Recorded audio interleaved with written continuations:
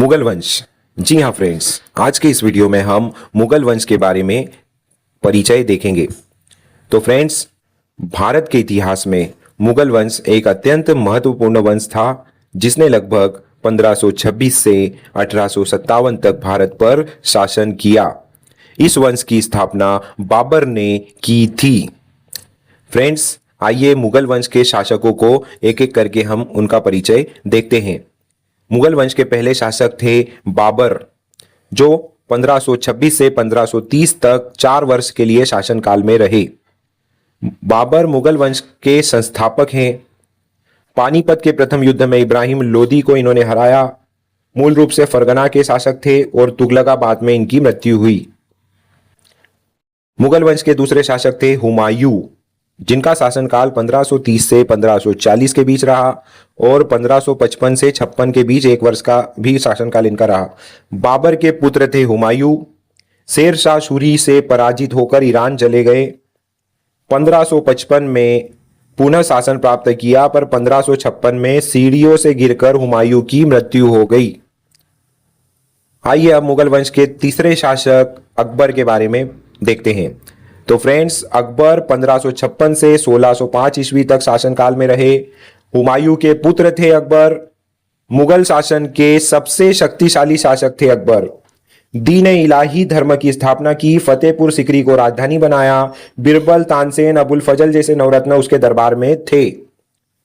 अब आइए चौथे शासक जो कि जहांगीर, इनके बारे में बात करते हैं। 1605 से 1627 तक जहांगीर का शासनकाल रहा। अकबर के पुत्र थे जहांगीर।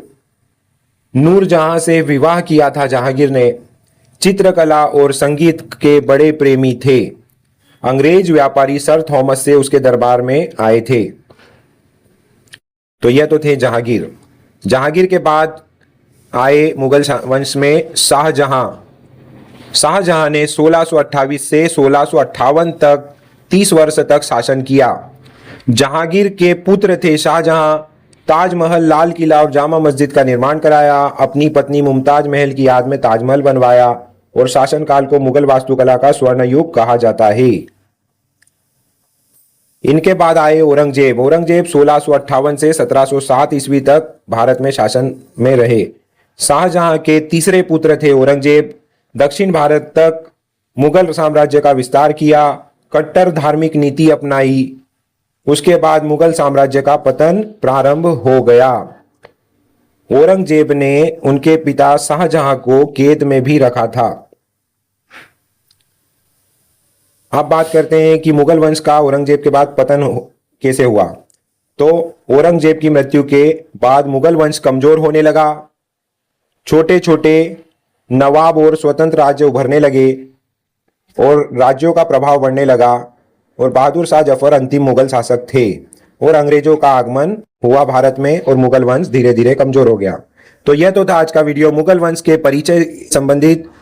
वीडियो आपको पसंद आया हो तो वीडियो को लाइक कर दीजिए। इसे ज्यादा से ज्यादा आपके फ्रेंड सर्कल में शेयर कर दीजिए। आप चैनल पे नए हो तो चैनल को सब्सक्राइब कर लीजिए। और इस वीडियो में इतना ही। मिलते हैं नेक्स्ट वीडियो में।